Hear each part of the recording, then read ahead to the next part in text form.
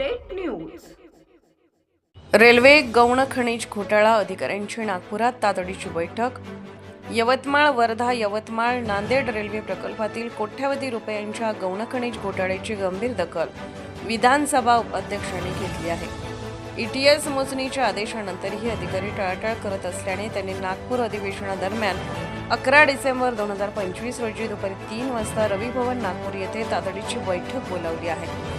या बैठकीत खालील अधिकाऱ्यांना उपस्थित राहण्याचे आदेश देण्यात आले आहेत। जिल्हाधिकारी यवतमाळ श्री विकास मीना, माजी जिल्हाधिकारी यवतमाळ श्री अमोल येडगे, सध्या जिल्हाधिकारी कोल्हापूर, माजी अपर जिल्हाधिकारी यवतमाळ श्री सुनील महेंद्रकर, सध्या हापकिन मंत्रालय मुंबई, अपर जिल्हाधिकारी यवतमाळ श्री अनिल खंडागडे, तहसीलदार यवतमाळ श्री योगेश देशमुख, माजी तहसीलदार यवतमाळ श्री कुणाल झांटे, सध्या तहसीलदार कारंजा, माजी तहसीलदार कळंब श्री सुनील पाटील, सध्या तहसीलदार खामगाव, जिल्हा खनिकर्म अधिकारी यवतमाळ श्री जोशी, उपविभागीय अधिकारी SDO उमरखेड, उपविभागीय अधिकारी SDO पुसद, तहसीलदार पुसद आणि उमरखेड जुलै महिन्यात अहवाल सादर करण्याचे आदेश देऊनही 4 महिने उलटल्याने तसेच ETS मोजणीत होत असलेल्या दिरंगाईबद्दल बैठकीत खुलासा मागण्यात येणार आहे।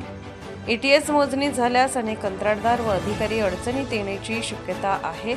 जबाबदार अधिकाऱ्यांविरुद्ध कठोर कारवाई होण्याची चिन्हे आहे। प्रतिनिधी सय्यद मते।